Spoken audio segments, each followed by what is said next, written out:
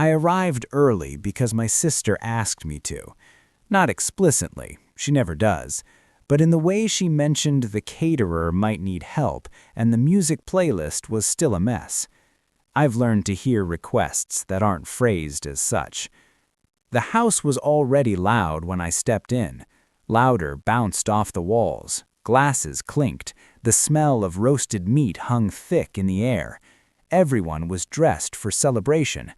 I adjusted my jacket, felt slightly underdressed, and somehow overdressed at the same time. Her fiancé was holding court near the kitchen island. He was the kind of man who filled space easily.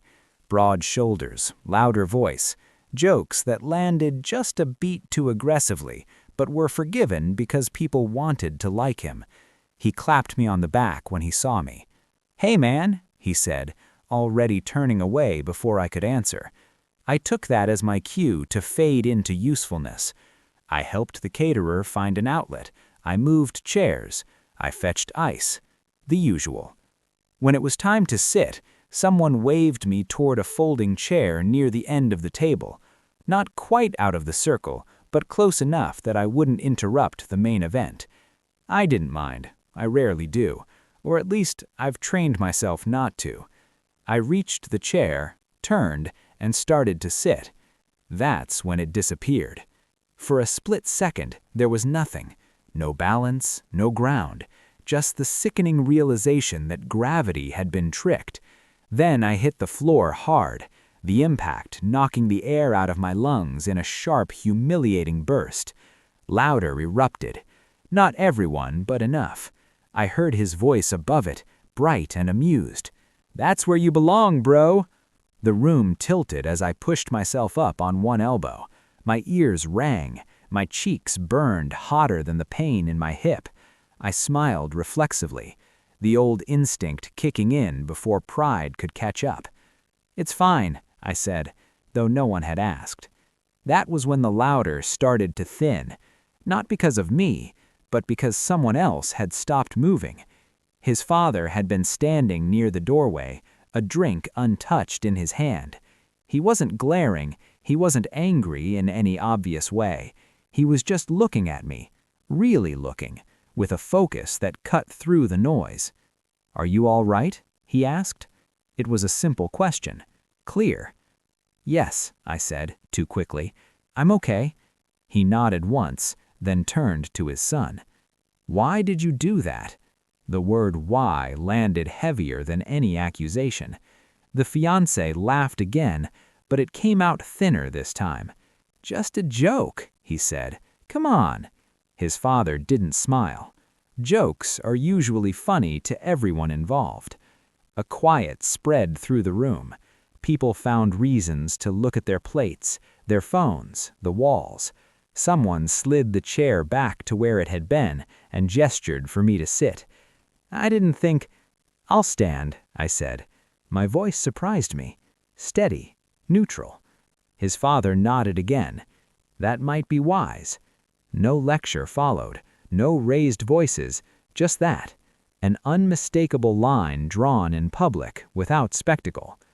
The fiancé muttered something under his breath and busied himself with refilling drinks. The party resumed, but it had changed shape.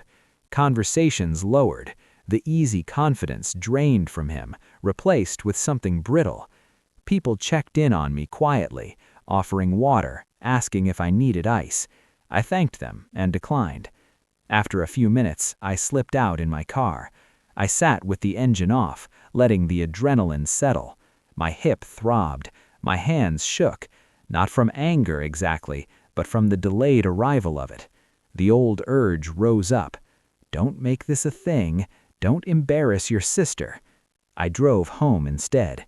The messages started before I'd even changed clothes. My sister first. He didn't mean anything by it. Then, a few minutes later, Dad talked to him. I stared at the screen. There was a version of me, well-practiced and eager, who would have responded with reassurance. "It's okay, really, forget it." I didn't type that. Instead, I wrote, "I'm taking a few days. We can talk later." I set the phone down and made dinner for one. The normalcy of it steadied me. 2 days later, his father called. "I wanted to check on you," he said, "and to tell you I've spoken to my son. What he did was unacceptable. It won't happen again." "Thank you," I said. There was a pause. "You didn't deserve that." Those 4 words settled somewhere deep, not as a bomb, but as a correction. After we hung up, I realized something subtle had shifted. Not dramatically, not cleanly. My sister didn't apologize. Not really. Her fiancé avoided me the next time we crossed paths, polite to the point of stiffness. But the joke never came back.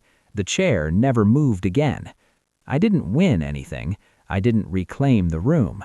What I gained was quieter. The knowledge that I could stand up, sometimes literally, and let someone else enforce the boundary, without rushing to erase the discomfort. The memory of the floor still stings. The laughter still echoes when I think about it. But so does the moment it stopped.